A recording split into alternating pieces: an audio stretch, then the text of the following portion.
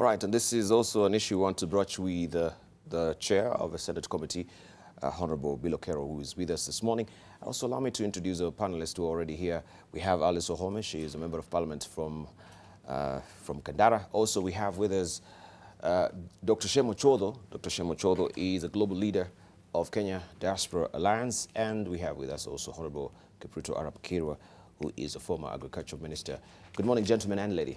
Good morning. Thank you for joining us this morning. Right, let's begin with you, Senator Billow Kerrow. First of all, allegations of corruption, I should say, has been, leveled against so many governors, not only Ojamong himself, but he says this is particularly you as a senator, you're particularly intent with these malicious claims as well. Do you level with this particular allegation that, first of all, these are malicious?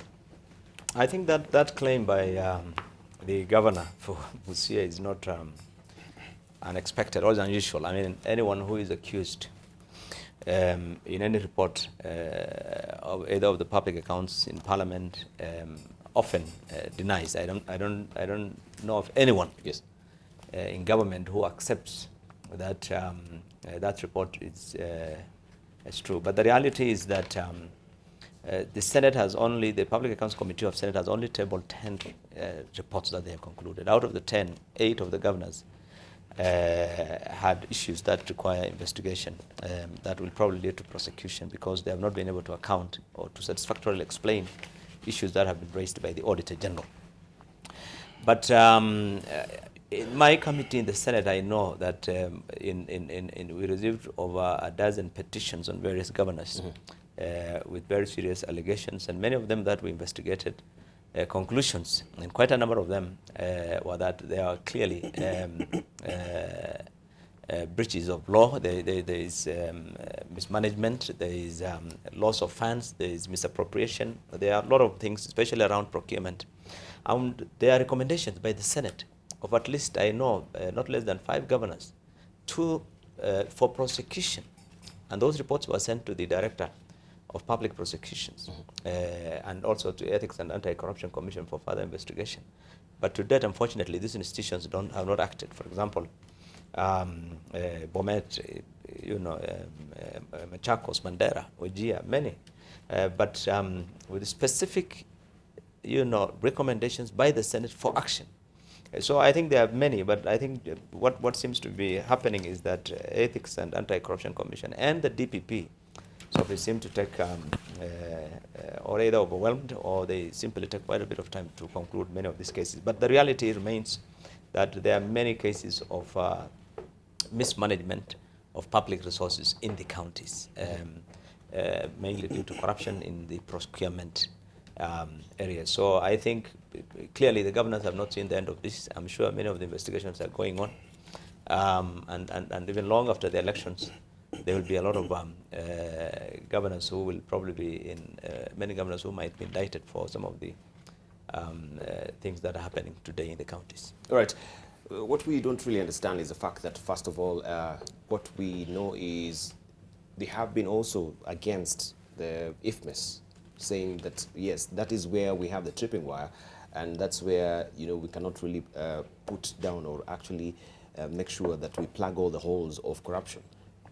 In the first place, the ministry has denied that IFMIS is wrong in the first place. So are they using this as a excuse to make sure, when the government announced e-procurement a couple of years ago, the governors protested, and they convinced the government that it's too early to introduce e-procurement because it would limit opportunities for mismanagement in counties.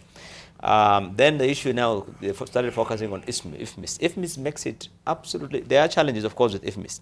But the reality is that IFMIS is a very important financial management system that really makes it very difficult to manipulate the process of financial reporting, particularly the records, particularly the process of payments and so forth. So what I have seen myself personally, are counties where the governors have compromised officers in the treasury, in the IFMIS, to manipulate the system so that they can bypass. For example, when you want to make a payment, and he's an IT expert, when you want to make a payment, in the system of IFMIS is that from the time the budget has been approved and it's fed into that system, IFMIS, the entire process really is designed in such a way that you cannot, for example, just bring a payment, make a payment to Wahome if she has not, if you know, the whole the procurement planning has not been done, everything is entered into there, the system. But what is happening now is that you can, they have created a system where they can bypass the system through manipulation of IFMIS and create a fictitious payment voucher for Wahome and make a payment directly to Wahome. No service has been delivered, no contract was done, there was no procurement, and she gets paid. And they'll tell you. So there's a lot of attempt by. So it's not a fact that is actually the IFMIS system itself is foolproof. Let's say from Dr. in the first place, yeah, because the Treasury has said this is a very good system that we should keep. But you can hear from yes, Mheshimiwa. Debarl, with a light touch. I'm sure Honorable Senator does not mean Mheshimiwa Alice. Of course. Yeah, but Mheshimiwa Senator is right. I don't think the problem really is with the IFMIS. A system, particularly a technology system like us, IFMIS is as good as the people who use it. Yeah. Personally, I have to confess I don't have too much information about our particular IFMIS. I don't know how and why it was procured, because I know there are better systems out there. Rwanda, for example, we had our own e-government system developed by Rwandese. And that works pretty well. I think it's also been exported to other Southern African countries. So to that extent, I wouldn't be able to defend IFMIS per se. But I think technology can also aid in corruption, depending on how it's managed. What I think we require is an independent, thorough audit, a forensics audit of this system. Who is playing about with the system? But more importantly is the goodwill. Do we have goodwill to contain graft? This is why I have issues with those who are attempting to kick out the Auditor General. Right, and of course that will be also our discussion much later. Allow me to introduce to you also Arap Kirwa. Yes. Good morning, good to see you. Yeah, morning. Morning to you. Yeah, the issue of corruption within the counties, first of all, and what the Senate, and we had that particular story just ran there of the governor being embroiled in corruption, which he stoutly denies. But this also epitomizes what really happens within the counties as well. We've heard from Treasury saying that a lot of governors also are stashing away, you know, a colossal sum of money in the banks, and you know, just to make sure that it is accruing interest while services are not being delivered to Wananchi down on the ground. What will be your take, first of all? First of all, I think the issue of corruption is not only reserved for the counties. It's a national phenomenon that all of us must be able to tackle. Because the national side today, if you ask, say, some of the young people who are your heroes, to name their best 10 heroes, they are likely to name people whose character is anything but straight. This therefore means that the institutions that are charged with the responsibility of fighting corruption should be able to be truly independent and not waiting for any message from any quarter for prosecution or lack of it. I think that is where the rain started beating us, because you call them independent institutions, but you will know there are connections with certain offices that will be told to delay or accelerate prosecution of certain individuals or delay prosecution of certain individuals. This is where the problem is.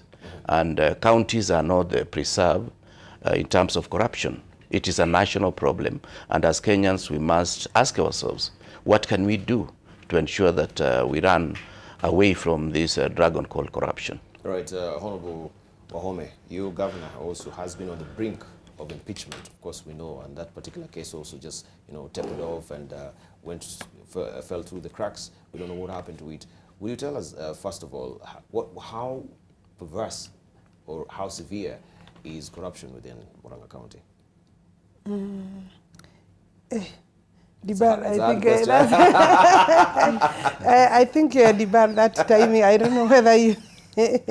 I thought we were talking about generally about the country and the challenges of devolution well, with the governors and in the manner of handling public resources.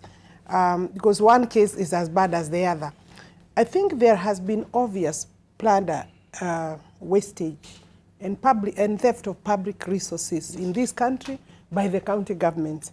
It's also good to say that even in the national government, there has been theft which has been reported. What we haven't seen is how we have been able to manage and deal with the people suspected of that theft. When you ask the question about Murang'a, yes, I think even in Murang'a, the reasons behind the impeachment by the county assembly were actually because there were about, I think there were over 70 charges, 70 or 29 charges of theft of public resources and overstepping the processes of procurement so that certain people can actually benefit from irregular procurement. Yes.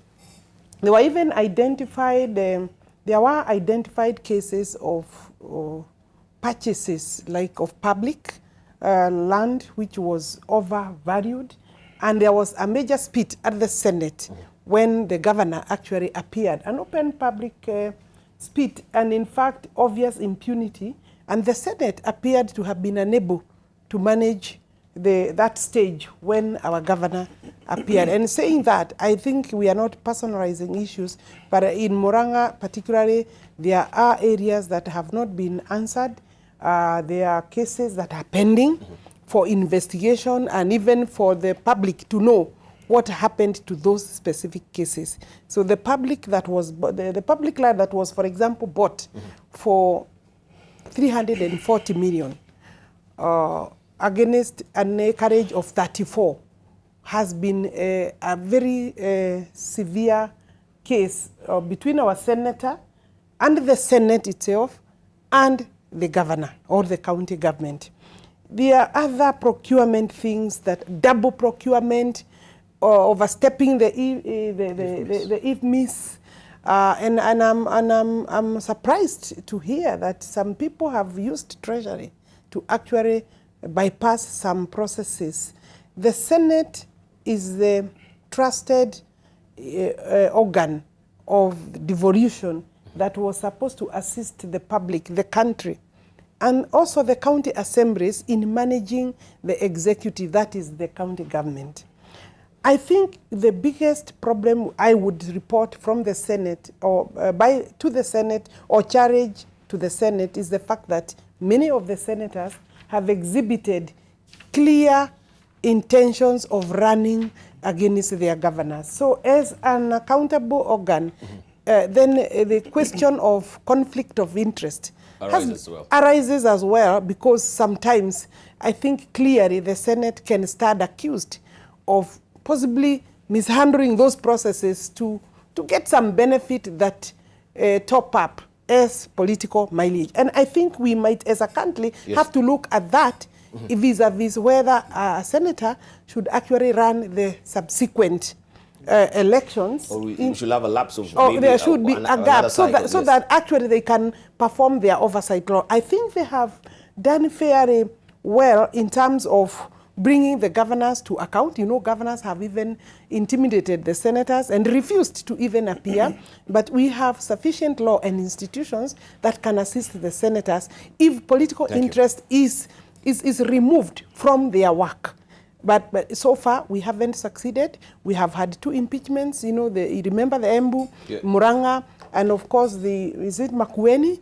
We needed, as a country, to have put one governor down on corruption or 2, so that they can be an example of the others. And Or Kipruto as well. Yes, Kipruto, yes. But the Senate... Mheshimiwa, then, what she says, do you think that really makes sense? Because, first of all, yes, if we have an immediate election after the governor has been there, then the Senate also intends to run as a governor. And we come with these particular reports. They read mischief, you know. They read that you're ratting on them because you want them to appear in bad light so that you may be the shining angel and run for this particular seat. And this has been the allegations that we can see from the ground with other governors as well. First of all, just think about that. And then I need to ask you, when also we have the assumption of office of the governor's bill coming to the fore right now, is it timely, right? We have also the Banking Amendment Act that I think Honorable Ishungwa is actually fronting for right now, because they say, especially the counties, you know, they're stashing these monies with commercial banks. whilst we have the, government institutions and government banks, the National Bank, Consolidated Bank, first of all, is it appropriate for them to stash away government money to the commercial banks? I think so many questions there, but you can start with the assumption of of Governor's Office Bill. Yeah, okay. It's true, there is a possibility of a conflict of interest. I mean, that's pretty obvious, but I think it's a bit of a balloon. I think the number of senators who have indicated that they will be interested in running for governors, I think they're less than a dozen. It's not an out of 67 senators. But again, an intention to run does not necessarily really mean those people will make it. But I think institutions have got, when you have got a committee, for example, of public accounts that is doing work, or a Senate committee like mine with 16 members of the Senate, it is not easy for to suggest that because a particular senator is likely to whatever, then when his county is being investigated. I think what the public expect is that being a senator and responsible for oversight, when you are there, you should be able to do something about your county government. If the excesses of, so there is actually a challenge also on the senators to try and do something about your respective county governments in the light of what's going on. So then when you do, then if it's looked at it in the context of, oh, you are likely to be a candidate, I think that kind of, because parliamentarians do get into into the executive as members of parliament. Now there's a plan to try and get cabinet elected from parliament, and we used to have that. But you can equally be accused that, oh, a National Assembly member, tomorrow you want to be a CS and therefore you want to be kind to the government. I mean, that kind of argument, I think, is not really, is beside the point. I think the issue is that the Senate, with all the challenges they've had, being the first time that it has been created with challenges in court and in funding and so many, I think they have generally done the best they can to try and focus attention on questions of accountability in counties. Of course, it's not an institution that has powers to investigate or to prosecute, but I think they have brought to light the many of the challenges that are there and done whatever they can to try and I'm sorry to but just hold on to your thought, I know. All right, attend a reminder before we take a short break of a question that we're asking you this morning. Do you think there is a malicious attempt to make sure that the Auditor General is shown the door? Right. Remember, tomorrow he'll be appearing before the Public Accounts Committee. We're asking why this particular petition that is being fronted by the MPs. And he has said, stop these witch hunt, Oko has told the parliamentarians. So this also will be the basis of our discussion on the other side of the break. Hit us on Twitter. AM Live NTV is a Twitter handle. AM Live NTV is a profile name on Facebook. Let's see how the weather is shaping up today. And this, if you missed the dailies at the top of the hour, this is it. This is what we have on the front page of the Daily Nation. Moi-Ruto clash in Rift Valley fight. We gave you all the gritty details as well. Leaders rush to DP defense as Kanu chief steps up attack. Also, state sets up its own paper, bans adverts. I think this is where I want to rope in our panelists here today and tell us. It says the government has banned advertising of its services, including tenders and job applications in commercial media. Accounting officers have been warned in an official memo from the head of public service that if they place their ads in the media, then they will be forced to pay the cost from their own pockets. This story continues on page 2, and it says, this is where it reads, private media hit by state advertising ban. The government has banned advertising of its services. And let me just continue. It says, in a memo stamped secret to all ministries. Where's it gone? Right, here it is. In a memo stamped secret to all ministries, departments and agencies, President Kenyatta, Chief of Staff and Head of Civil Service, Joseph Kirwa, argued that the government is trying to save money. Is the government really trying to save money? All of you are remaining mealy-mouthed on this. You need to say something about this. Yeah. I think I can start. Let's hear from Dr. Shem Ochuodho. Yes. Yeah. Yes, Debarl, obviously it's not right, because it would be like the government is double speak. Because on the one hand, government is saying they support private enterprise. Yes. I mean, we are a free economy, unless we want to change that. So it doesn't make sense for me. The government shouldn't be in the business of having its own paper. Of course, it can, but I don't think that should be at the exclusion of advertising in the private media. But the problem within the communication sector is broader. Although we would be talking about advertising, which is key, but there are also problems of wiretapping in the phone sector. Yes. The ICT CS is also talking of protecting Safaricom against competition. We have a monopoly. There's a major problem and a crisis in the communication sector that needs to be addressed. So personally, I don't support government stopping advertising in the newspapers because it's counterproductive to a free market economy. We've been dragged to the Kanu's regime and era where you had the Kenya Times only being the publication of the government right now. If they're truly supporting, a free media and or they're trotting this excuse that they're saving money. Do you think actually the government is saving money? Because this is not the first time they've done this. We know they created an agency, right, within government. This was the advertising agency, and I think this is where it is going right now, that all advertising will be going through that particular agency. And so the agency has to approve, what advertising will go to what media. So is there any particular attempt, especially by the state, to try and clamp down on, the media right now with this particular development? You asking me? Yes. Yeah, I think there is something that we need to be careful as a nation. And that's why, us on the other side of the divide, we are very clear that once you get into government position, you shall not use that office to give yourself undue advantage over the others. Because, yes, I respect a lot the PS Kirwa. We've worked together and he's a very diligent person, but possibly he's implementing a government program. But my worry is the underlying reason for doing that, for two reasons. One, we said the other day that if you're advertising, you must have your adverts in more than one media of wide circulation for purposes of being transparent. This therefore means if you are going to channel to certain media houses or certain media channels, then you are denying the Kenyans the opportunity to be transparent or to get the services in a transparent way. Number two, there is an increasing shift in this government for the last 3 years that major businesses are done by people who have certain positions in state, from insurance, from supply of goods and services. Yes. And this therefore means you might be channeling through this state media to certain selected media houses, because some of the guys in the, some of the leaders in government today, they also own some media houses or some media channels. This therefore may mean that you are going to say we are not giving to Nation, we are not giving to Standard, you are not giving to Star for one reason or the other, and the measure is for purposes of getting undue advantage by those who are in power. It is something that is fundamentally wrong in a free economy such as ours.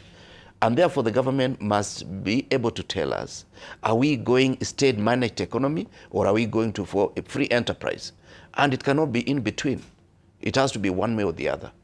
Yeah. So you think there is a, Honorable Kirwa? No, I think, well, there are, of course, concerns to those of us who deal with oversight issues about the huge expenditure by government institutions on advertising. I mean, that the government has talked about it, and we've talked about it for a long time. But I don't think the objective of this particular decision is really about advertising. I think if you look at the way the memo says that the advertising will be done through this government newspaper that will be created called My Government. But it says that the objective of that newspaper really is to articulate the government agenda in a deeper and more accurate way for better appreciation of the government effort. In other words, they want that paper to articulate government position really. And it says really the paper will provide a link between government and citizens in providing information on government programs. I think that seems to be the main reason behind this this matter. And so advertising is just a justification for creation of this paper. And I agree with Ochuodho that I think free enterprise particularly the private sector needs to be encouraged. And I don't think the government needs to get into business. Government ought to get out of that. There are people who are already publishing newspapers. I don't think government needs to start publishing this. We left that many years ago. I don't think it's efficient. I don't think it adds value, and I don't think ultimately it is also not likely to achieve the objective. So it is ill-timed right now. Do you think so? Or Debarl, I think maybe my colleague Billow has captured maybe the right objective, or but they say the government objective in terms of... Let's look at the saving money bit, because I think that's something that we need to broach. Let me express myself, Debarl. First and foremost, the government has had a rodeo in terms of advertisement. The cost that the government, and the government means the public pays for space in terms of advertisement. And I think the law is very clear that most advertisement, or all, especially for tendering and all this, will appear in more than one, at least not less than 3. And that is the practice, and that is the policy. So anybody trying to blow out the memo, from the law will not succeed. I think the law is clear that you must give free and fair coverage, free and fair space, and of course offer opportunity for everybody, competitive opportunity. But we also have to be worried about the cost, not just actually at the national level, even at the county government level. Some of the county governments incidentally have spent millions of public funds, my county is one of them, spending money in media houses and on all manner of advertisement, including billboards, in the name of advertising maybe the county projects. But you will find images of individuals being displayed, and that is all over. That is abuse of the office. So I think in this particular case, the government would want space and forum to be able to speak to the work that it is doing. And it is true that, and we must agree, that we have seen the media not being very objective. We have seen the media taking even sides, even in this country, in this institution. So that the government, in terms of the politics, when the politics hits up. All right, so is this a blowback to the media? That because I don't want to say it's a blowback, because, because I'm not privy to maybe the reasons behind, but it is clear that the government would need some space to be able to speak. But don't you think the government has been looking for every loophole, even through legislation? But we have the law. No, just a moment. We have law. With the security law, that we had very contentious also clauses regarding also the information, and the information bill itself, first of all, and then that really also rose or ruffled some feathers within the media fraternity. And the media picked up the issues and went to court, and a few clauses were actually removed through the courts. This is just another way of trying to navigate through,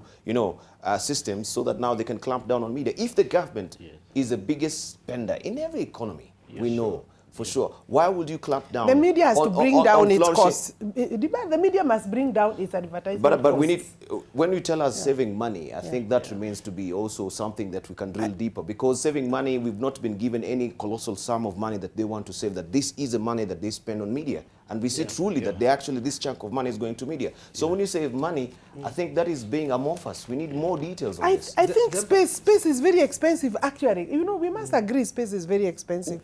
And why is it expensive? To what rate are you comparing this space? We need to look at it, because there is obviously, it's a monopoly almost. It's a monopoly, 3-4 media houses. I don't think it's a monopoly. We have the digital migration.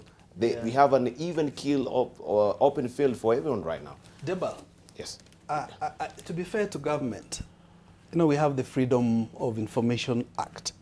Obviously, it's incumbent upon government to provide information. So I wouldn't fault government if it decides to come up with a channel to disseminate the information. However, I would also want to look at the sustainability of such endeavor. Maybe we should learn from the public broadcaster. You know, government already has KBC, yes, which solely needs support of every Kenyan. Actually, as Kenya Diaspora Alliance, yes, we've decided we want to seek how do we get back KBC to be a viable, being a public media. But that cannot be at the exclusion of private media. When you go out there and you go in a free market, you must be prepared to compete. So as long as the field is leveled, and I'm surprised that government is talking about free competition, talking about my sister here, my good sister, talking about monopoly in the media, but is not concerned about clear monopoly, private monopoly in the telecom sector, yes, which we are not addressing. So I think in terms of government channeling information, it's fine. But let's look at, is it going to be an additional expense and heavy expenditure is going to be spent to sustain this enterprise that's being talked about. But if government's genuine about containing cost, which I believe many Kenyans would laud them for, there are many other ways in which to contain cost. Yes. Corruption is one of them, but the pilferage of resources. But you know, even when we have leaders, even from the counties, traveling outside the country, I think in terms of accountability and being prudent in expenditure is an issue. I don't think this is really where it matters. But that's not to deny the fact that yes, advertising is costly. But again, we must also look at costly against what? Yes. What does it cost what is the to comparison? produce? What is the benchmark that we can say to cut down costs, not just advertisement costs. I think we are narrowing this because just a moment. And I'm sure Debarl, I'm sorry to bat in, but the I hope you don't have an interest yourself, because I think of course we do have an interest. So we can say that we don't have an interest. Yes, of course. We have an interest. I think it's good to declare the interest. We have declared interest because to declare the interest. We are worried also because it seems also there's no support from the government to actually make sure even the private businesses are actually, you know, flourishing, right? If you come with such a pronouncement, you know, from government, he says, of course, we have KBC. Why can't you prop up KBC and support KBC? Sure. And where you can channel all this advertising but instead of coming, just a moment, compete. Instead of coming with another publication where you're going to incur costs. Then you'll have the total excuse that, yes, we're going to have our own printing farm, which, of course, is a government press right now where we're going to be doing this. You need to employ journalists. You need to employ editors to actually be editing this, isn't it, in the first place? Why can't you support KBC? Let's hear from Honorable Kirwa. Well, let me say the following. One, we need to understand the costs. Have they really channeled out the cost vis-a-vis other costs that are inherent in every budget? That's the first question the government should be able to entertain and share with us. Number two, I read a lot of mischief, given the fact that whatever Mheshimiwa Wahome has said and what is being said, because they have said if you channel it to any other media than the one that they have already indicated, somebody shall be held responsible and shall pay for the cost of advertising in those media houses. This therefore means it is going counter to what Mheshimiwa is saying, that we need to have in more than 3 of wide circulation. Number 3, I'm worried coming on the eve of general election, which is this media that you want to promote for purposes of channeling out propaganda. Yes. Because today, as we are today, the government gets very favorable coverage, given the fact that they deal with high-profile offices. When the president says something, whether it is true, before we counter it in the subsequent media houses, it will have taken prominence given the position that he holds, and so to many other public servants.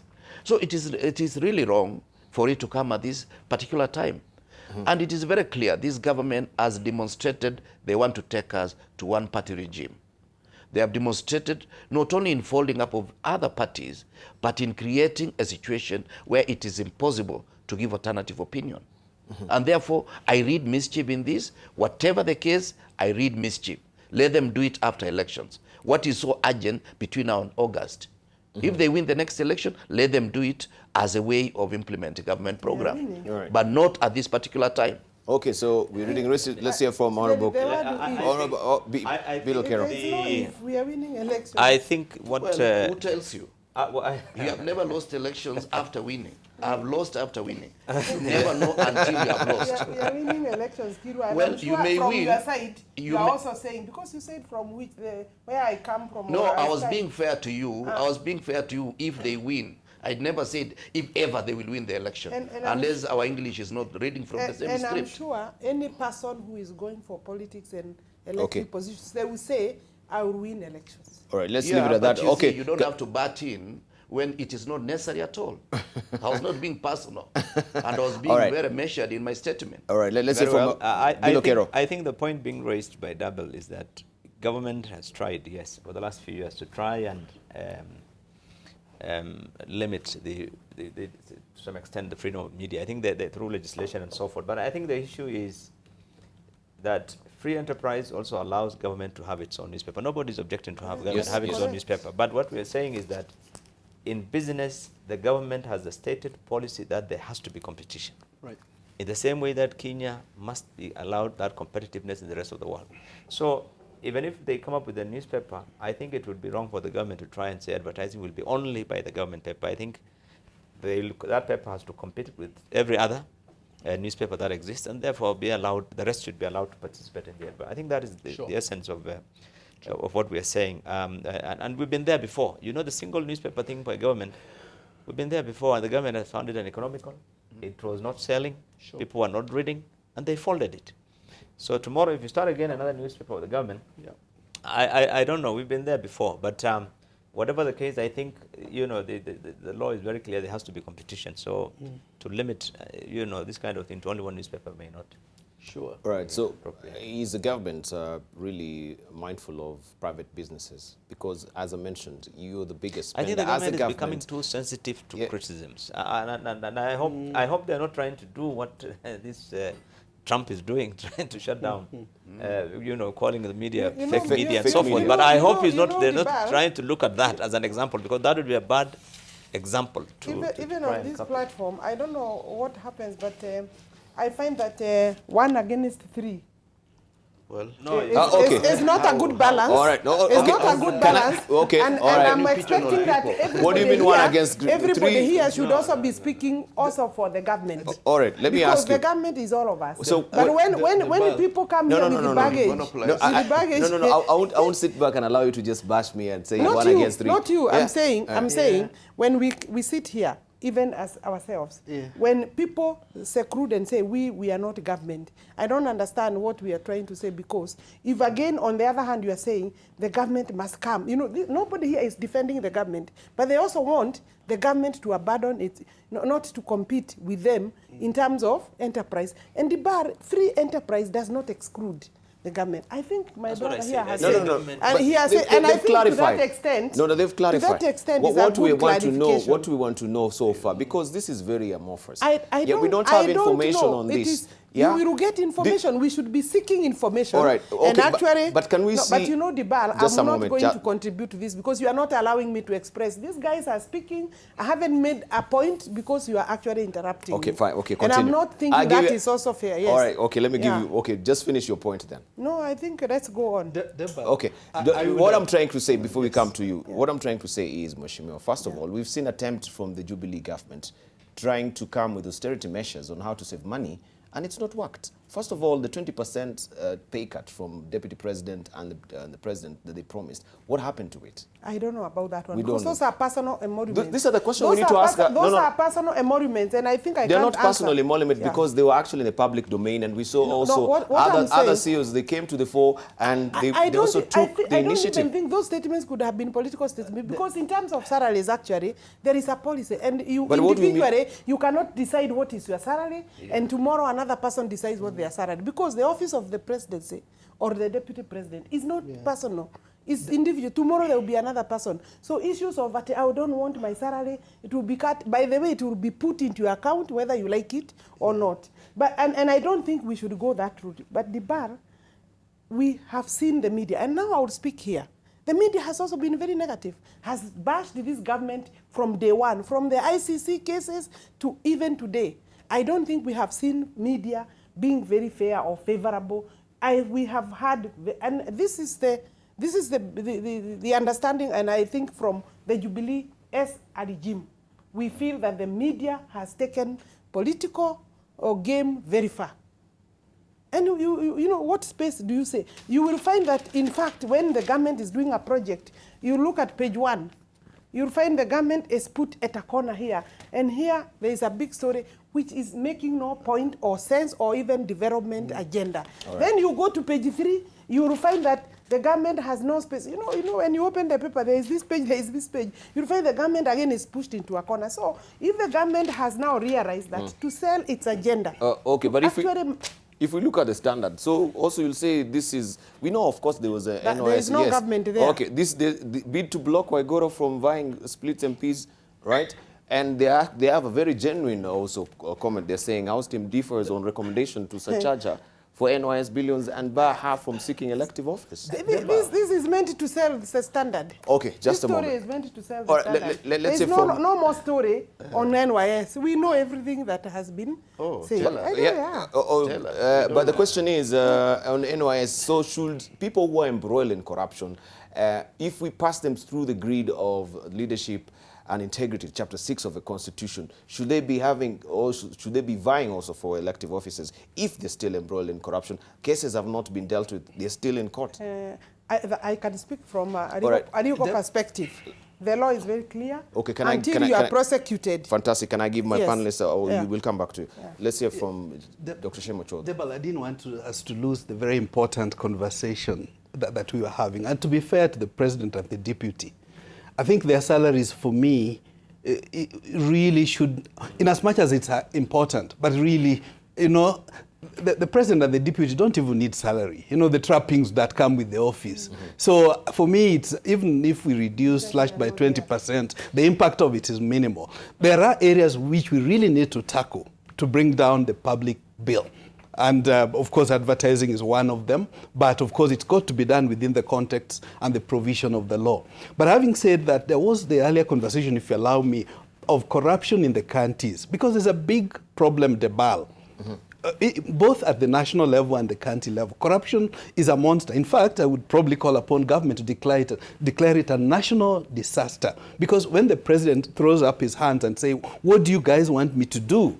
Meaning there is a big problem. But part of it, I would just suggest 3 ways to contain it. Of course, one way to contain corruption is the capping of campaign finance law, which very sadly the parliament found necessary to suspend, which is very unfortunate. I didn't agree with the figures, the huge figures, the billions that were being mentioned. But as a principle, we need to go back to that. Because if we reduce the appetite to steal, perhaps that's one way to reduce it. The other is rule of law. We need to be very strict to comply with the rule of law. And when we flout court decisions, or even the law, the constitution, left and right, really we almost becoming a failed state if we continue to do that. So if we comply with the rule of law, and I feel so bad when some members of parliament start castigating the judiciary for doing what it needs to be doing, and we need to uphold the independence of the judiciary. All right. Thirdly, ethics. We need, and this would be a longer term intervention, we need to start inducing ethics in our young people and integrity through our educational system, so that, as my brother Kirwa here was saying, that we don't, who are our role models for our young people? Who do they look towards? Is it the person who has squandered from the public and now holds a big office? Or is there something else? What are our values? We had Article 10, which is perhaps for me the second most important thing in our constitution after the preamble that gives the people the supremacy. Article 10, the national values and principles. How much are we paying attention to that? But that can only be for long term. In the short term, we need to clamp on corruption. You look at many people within the MCAs and so on in the counties. There are people who are struggling, were hustling the other days. Right. Now they buy buildings worth millions and tens of millions, if not hundreds of millions of shillings in Nairobi, in other places. Okay. Really, this is something that we need to contain. All right. Is the government being penny-wise, pound-foolish? Because we know where the pounds are, they're in the corruption. Then you come to the pennies, this is where you want to save. Right. Right? So is being penny-wise, pound-foolish? Well, governments always are penny-wise and pound-foolish. That's because governments are also guided by politics. it's about politics. But I want to just comment on a couple of issues. First, I think the issue of the media, I'm sure we've dealt with it significantly. I think we have said the government can publish its own media, but allow competition. I think that is the... Sure. And government has the right also to look at its costs. We're not saying anything on that, but I think what we're saying is you cannot curtail other media. But let me mention two things that you have... on the issue of counties, earlier on you raised the issue of the banking. Yes. Chungwa's attempt to, the Banking Act. The amendment of the bank. You see, what is happening is in the counties retain money, what they call 10% retention from every contractor. They retain money for withholding tax up to 9% from every contract, and it runs into billions of shillings.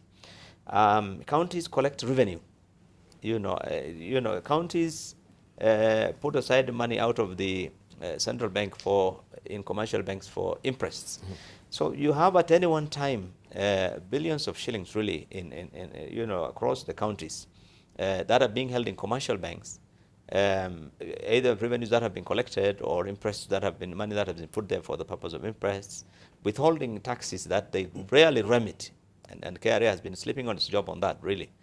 So what I think I agree with this amendment is that because in order to address the issue of the cash flow in the public sector, I think government has been trying to deal with this single account, at the treasury, to try and make sure that there's always the money is always at the central bank, so that the government can then deal with its liquidity issues. I think that is a positive thing. It's not about elections. It's something that they have been talking about for long. The second thing is that we are going for elections, and there are concerns that the county governments are likely to misuse substantial amounts of this money for the purpose of campaigns, because we have 47 county governments. Oversight in all those areas by all the institutions are not significantly empowered, like Auditor General, by ethics, to be able to monitor what really happens in each of these counties. So I think there's an attempt, we have to try and manage the issue of the cash at the counties in this interim period, to try and limit opportunities for misuse, because by the time we don't want to start shutting the door when the horse was bolted. After the elections, we try to look for the money. I think it would be too difficult. We live in Africa, and we know. Recently, we were told of a president who just went to the bank and collected money and walked out when he was leaving. We don't want to get into those kind of situations. So I think there's a need to try and tidy up things, and that's why this bill on assumption of office, on the banking amendments, and these things are all attempts to try and tidy up things at the counties. Mm-hmm. All right, maybe we just need to wind up on that as well, Honorable Kirwa. Well, I just want to say that we are going through institutional adjustment in terms of who controls what. Since independence, we've had a lot of problems. The first regime was the state controlled everything. The second regime also, the presidency was all-powerful. Kibaki regime, to a certain extent, he almost lost power to the judiciary and also to parliament.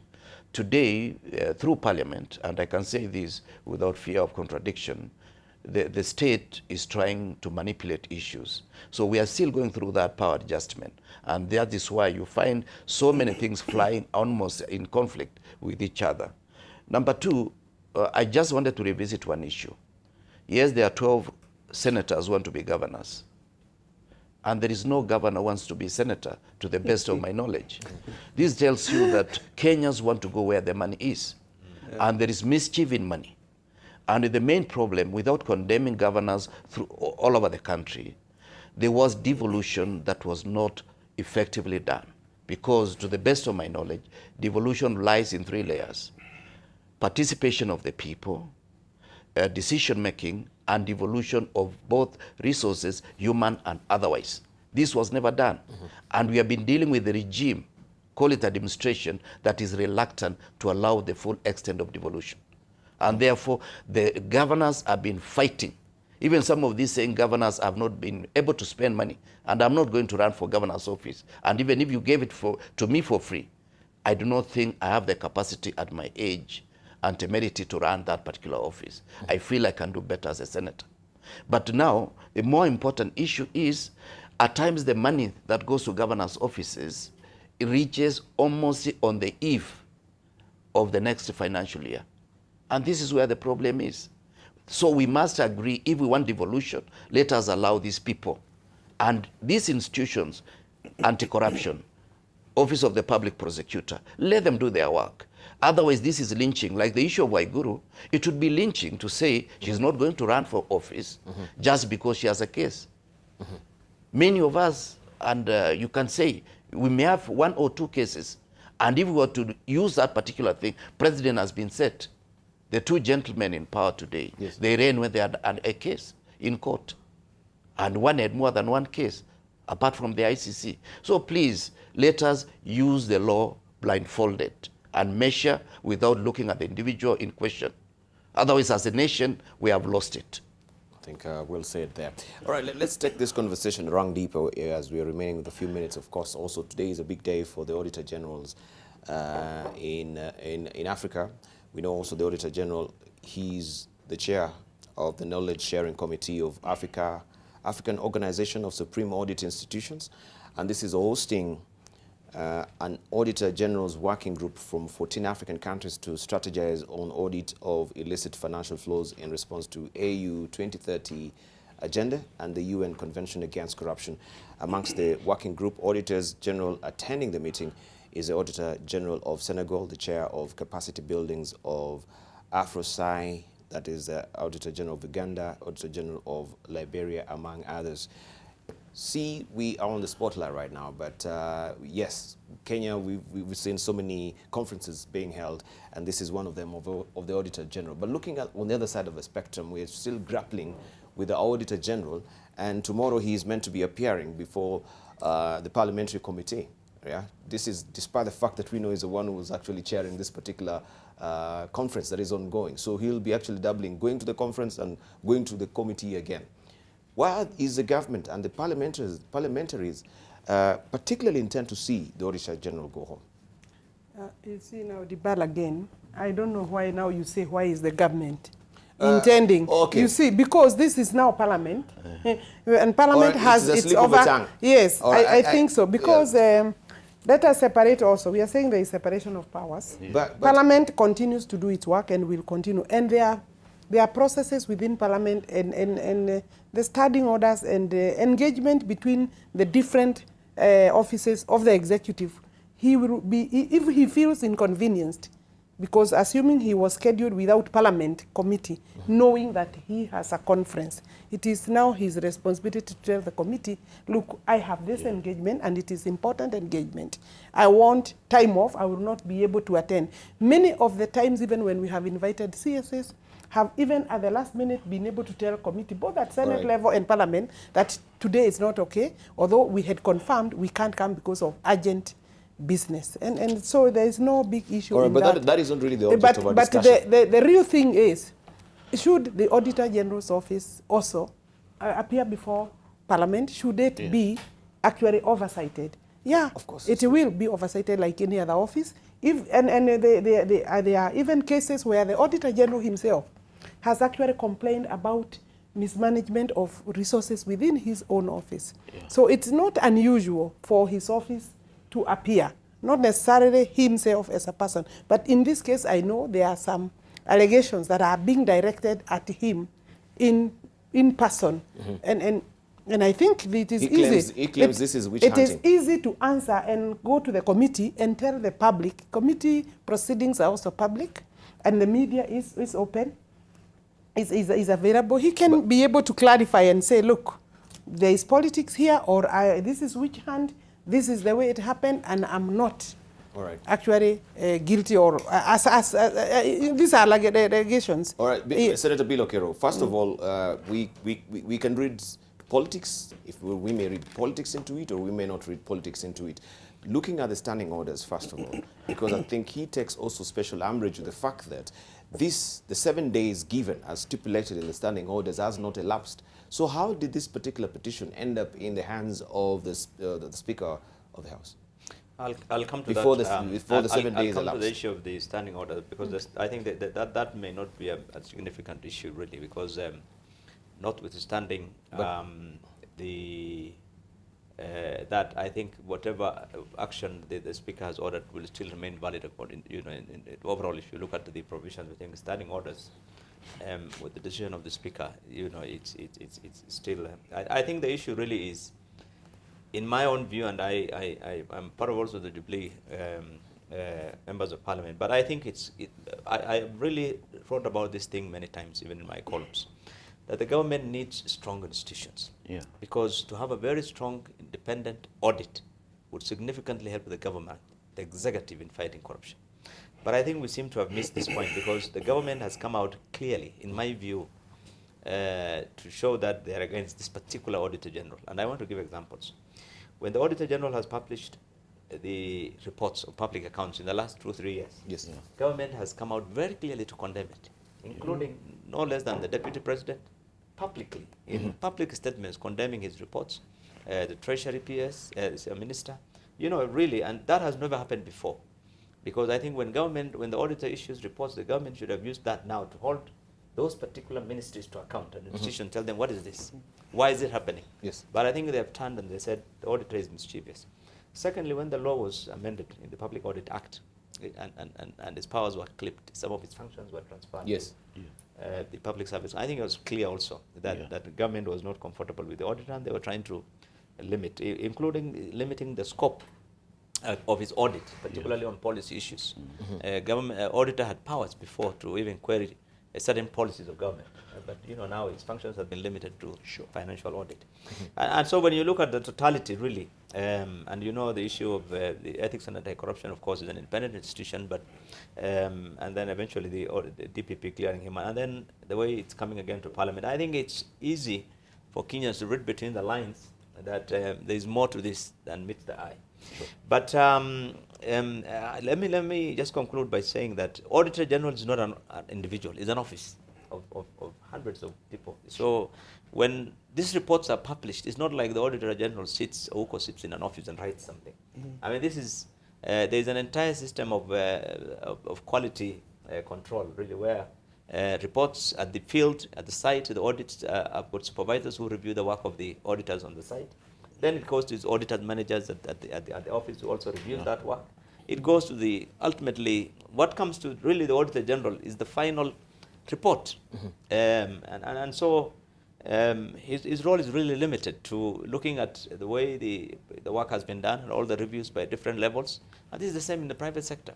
So I think the concern is there that there is a lot of things happening in government, and all of us know.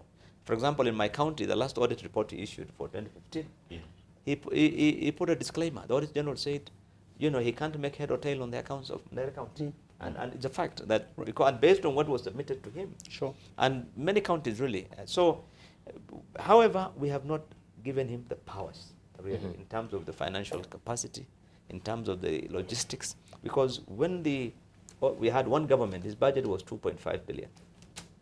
When devolution started and we put in 47 more governments, we added 100 million.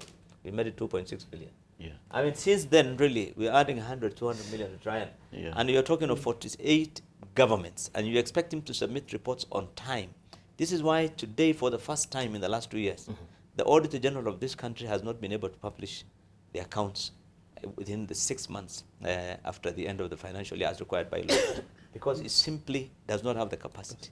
And then you have even moved that responsibility of supervising and recruitment and promotions to Public Service Commission.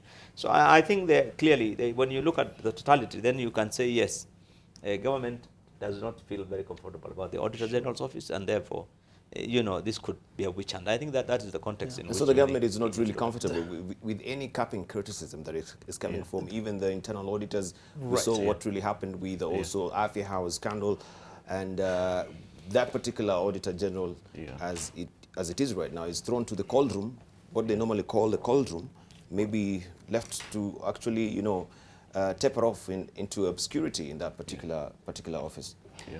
Debarl, I want to associate with the good points Honorable Senator here has made. In fact, when I saw Mheshimiwa Kirwa walk in, I was empathizing with him. I thought it's like 1 against 3. A few times I've been called a Jubilee apologist. So I thought it's 3 against 1. Okay. When the Honorable Alice was complaining, I thought she was complaining more against gender. But with a light note on that, I think when we come to the point of the Auditor General, I don't think we help government by being defensive. Yeah. I think this perhaps may also explain why is it that the public trust the media, have more confidence in the media than in our politicians. Perhaps, let's say things as they are. It doesn't lessen the performance of government. Obviously, if I was to choose between the two, many Kenyans know which side I would go. But that does not mean I cannot criticize that side I would support. So I want to take the point. Kenyans know. but coming back to the matter of auditor, it's unfortunate Mr. Uko comes from the wrong clan.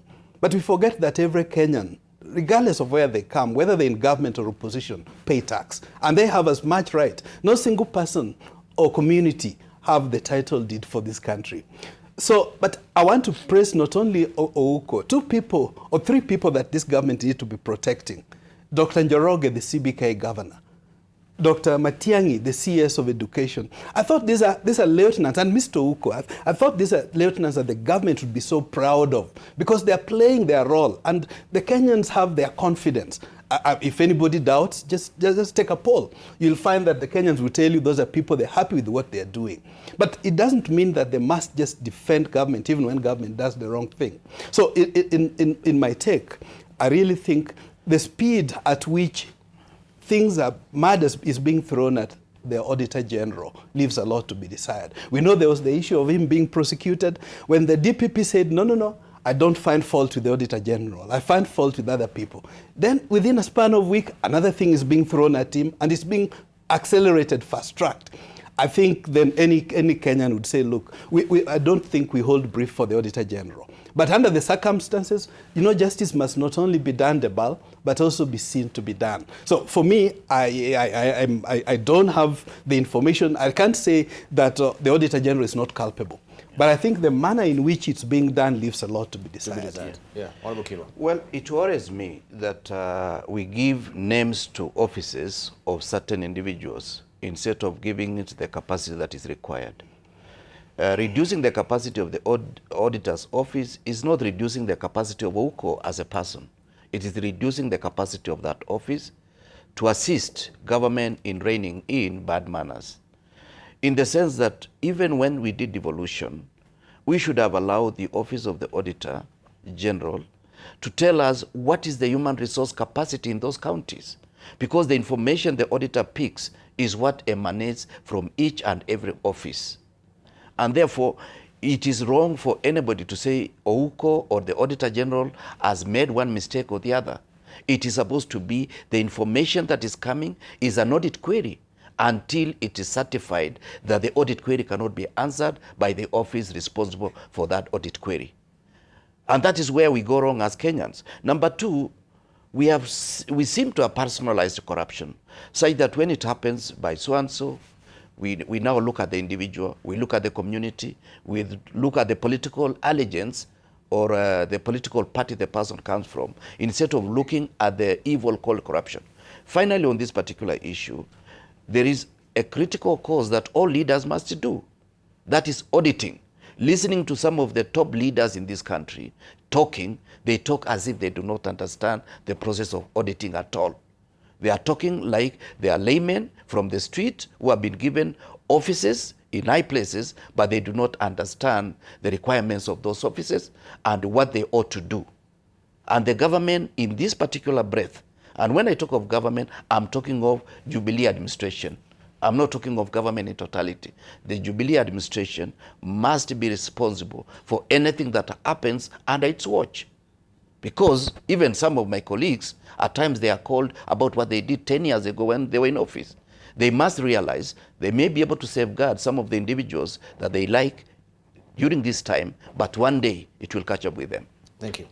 We are winding up right now, just maybe to give you also an opportunity to weigh in as we are also making it maybe a bit clearer how the government has been maybe not really supporting our institutions and giving them our support, or their support as well. Looking at that particular Public Audit Act, which is an act right now, of course, you mentioned that the fact in that particular act is the clause that the Auditor General cannot, or the Public Service Commission will be giving the human resource to the Auditor General instead of Auditor General being an independent office and choosing its own human resource, right? That was a very contentious also clause, and people wondered why the Auditor General should be given resource from the Public Service Commission, right? Which is a lapdog, maybe, I should say, of the executive.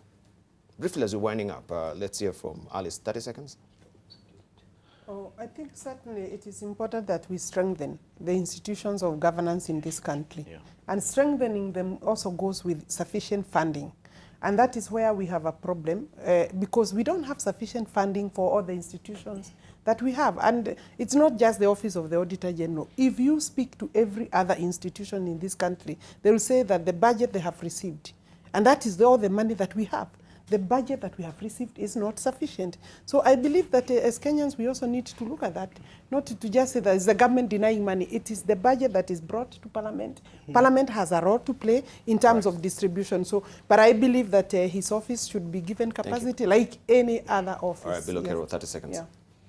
Yeah, no, I agree with Mheshimiwa that we need to build capacity of these institutions. I think it's Auditor General's office is the most important, particularly for Parliament, because Parliament cannot speak to issues on NYS, anything really, without the involvement or the reports by the Auditor General. And so the Auditor General, the Ethics and Anti-Corruption Commission, the DPP, these are critical institutions that must receive adequate resources so that they can build the capacity, so that they can then empower Parliament to exercise its mandate more effectively. 30 seconds, sir. Debarl, the diaspora would slaughter me if I don't talk briefly about Malodi. So just allow me, as registration, the diaspora enters the second day. The report we are getting is there was growth in registration over the weekend, but I think IBC, as usual, failed to involve the people on the ground. We are heading to court this week to ask for more time. We know the registration is ending in 2 weeks' time, but we also have problems. We've seen Kenyans being chased away from Mamelodi in Pretoria. If IBC did its work right, in South Africa, they should have also gone to Durban and Cape Town. 30 seconds, yeah, thank you. Well, thank you so much. Let me agree with my colleagues in terms of the capacity building of various institutions, but also let the government understand that there is 35% that is lost through corruption and pilferage. Instead of spending time about the media, they should spend more time in how to seal the loopholes that are causing that 35% of all the budgeted money that goes to stealing and pilferage. Thank you. Thank you very much. Alice Wahome, MP, Kandara, also Billow Kerrow, Senator from Mandera. Honorable Shem Ochuodho, Dr. Shem Ochuodho is a global leader of Kenya Diaspora Alliance, and also Honorable Kipruto Arap Kirwa, of the former Agriculture Minister. Thank you very much for coming through this Monday, and of course this was a very compelling and very interesting discussion. Of course we'll look at a raft of other issues next time, but I want to thank you so much also for your valuable insight as well.